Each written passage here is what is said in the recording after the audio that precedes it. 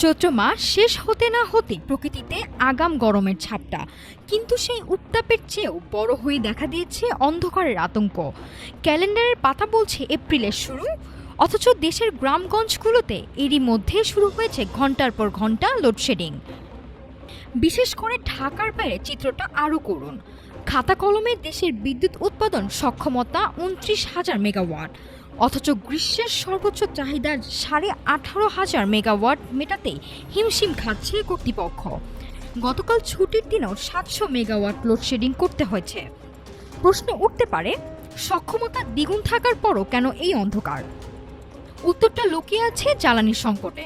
মধ্যপ্রাচ্যের যুদ্ধ পরিস্থিতি বৈশ্বিক জ্বালানি বাজারকে অস্থির করে তুলেছে। বাড়তি দামে কয়লা ও এলএনজি কিনতে গিয়ে হিমশিম খাচ্ছে নতুন সরকার। পকেটে টান পড়েছে বৈশ্বিক মুদ্রা রিজার্ভেও। মারার ওপর খাড়ার ঘা হয়ে দাঁড়িয়েছে কারিগরি ত্রুটি। ভারতের আদানি বিদ্যুৎ কেন্দ্রের একটি ইউনিট বন্ধ হওয়ায় সরবরাহ কমেছে। আবার কয়লার সংকটে মাতারবাড়ি আর পটুয়াখালীর বড় বিদ্যুৎ কেন্দ্রগুলোও সক্ষমতার অর্ধেক বা তারও কম উৎপাদন করছে। পরিস্থিতি সামাল দিতে সরকার এরই মধ্যে কড়া পদক্ষেপের কথা ভাবছে। সন্ধ্যার পর সন্ধ্যার দোকানপাট ও বিপণী বিতান বন্ধ রাখা এবং এসির ব্যবহার কমানোর আহ্বান জানানো হয়েছে। পেট্রোবাংলার হিসেবে গ্যাস সরবরাহ না বাড়লে সামনে প্রতিদিন গড়ে ২ ঘন্টা করে লোডশেডিং হতে পারে।